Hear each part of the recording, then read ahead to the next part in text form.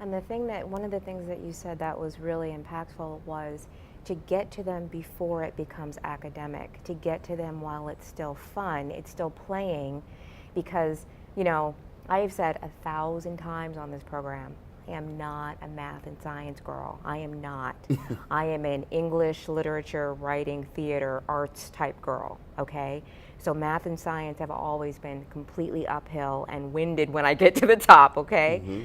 I will never forget that when I was in college, it was so bad that I had to actually drop out of my math class because I knew this is going to ruin my GPA. I can't deal with this right now. So I took it over the summer. And when I took it over the summer, it was a very small, concentrated class. I took it at Dell Tech, Mm-hmm. and it was the first time in my entire life that I got an A in math. I was like 24 years old, and I'd never gotten an A in math. And forget science, I've never hit, the science thing has never been, I'm like, whatever, periodic table, all right, whatever. Go ahead. But science and art and language are very closely related. In fact, mathematics is just another way of communicating ideas, but it's very visual. So I know kids with their imaginations, and their brains are just wide open, ready to Absorb, conceptualize and absorb and connect concepts. And that's so I'd like to see how well this program works. We want to try to identify kids that gravitate and have some inkling for excelling at it. And so then we can gear them to programs like FAME when they get into the 4th grade. So this will be geared toward kids grade levels K through 3. And we're not going to teach them code, but I want to get their hands on some mechanisms and start understanding that they can accomplish tasks that adults would probably think unlikely for their age. We had one of our guests in the past is a woman named Angela Mason, and she works for NASA. She was talking about a similar idea of getting young people interested. And most of the people we're talking about that day were in high school, but she also was very into getting the younger kids. I remember also when I was very little going to a space camp, and it's always been in the back of my mind because it was fascinating. It's always been in the back of my mind. What would have happened if I would have, expressed to my parents more that space camp thing was really, it was so much fun. Yeah. And I never had experienced anything like that before.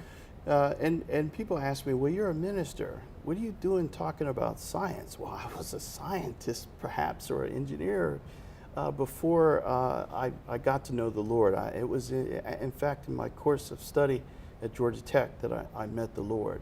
Personally, I had a personal encounter with Christ. If it wasn't for Him, I wouldn't have gotten to that point. And since then, I give all to Christ. But people forget science came out of the church. In the modern form of science came from people like Johannes Kepler and Copernicus and Galileo Galilei, Isaac Newton. They were clerics. They were clerics in the church, but they were kind of forbidden to talk about their observations. And we can go back further in history and find that science and religion are actually gone close together. Imhotep, the great Egyptian pharaoh, he was a physician, he was an architect, he was an engineer, he was an orator, he was in arts. He designed the early pyramids based on mathematical principles. And to me, science is just the natural form or the study of natural laws, whereas theology is the study of spiritual laws, but they came from the same creator. And so when we look up in the sky, it's almost like an instance of looking into God's mind for a just a second, and he said, I want to make something good. The Bible says he created the universe and said it was good. So there's no conflict. I found no conflict in my faith and science. Now, there's some scientists that will differ, and there's some theologians that, they're on the extremes. But so it's been very satisfying for me to develop as a minister and as an engineer. And my wife is in medicine. She's a Christian. I see the inspiration that she gets to do her work to heal people from God. Yeah, you got to go to medical school, but physicians don't know everything. Right. So, I don't want to put any one particular side over the other, but I'm satisfied with the complementary. So I'm not afraid to share my faith with scientists, and I'm not afraid to share my understanding of science to theologians. Now, do you think that the spiritual aspect of this will be a part of the work you do with children, and how?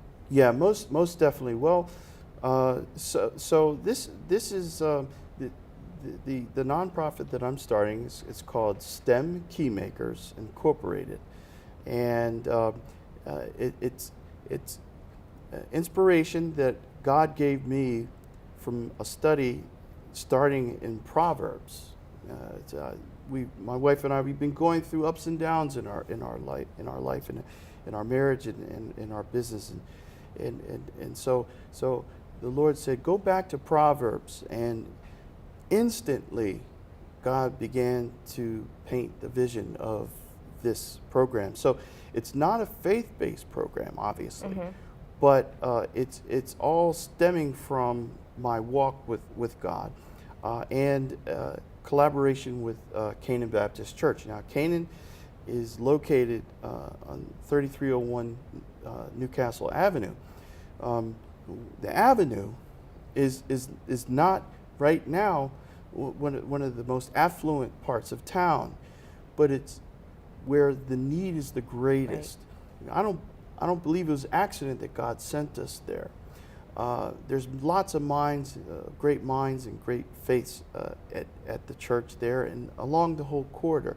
So I see a great opportunity to collaborate with Canaan, with other churches, with community centers there, like Rose Hill Community Center, the Johnson Community Center, and other venues. Police Athletic League is right back there also. Police Athletic League Right. is right around the corner. Boys and Girls Club is attached to Rose Hill, and the county is working on a $25 million, and it might be $30 million public library / innovation center that's going to be going in construction right across the street sometime in 2015, 2016. From Canaan, across the street from Canaan? Right across the street. Yeah, they just bought, I think it was like 9 or 10 acres, it might be a little more than that, property, abandoned property.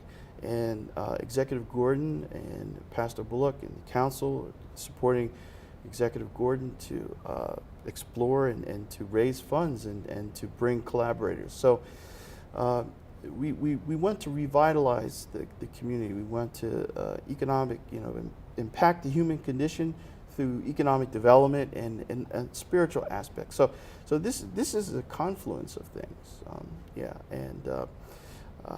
So I see lots of potential for this program to participate in some of the community centers there now and potentially down the road.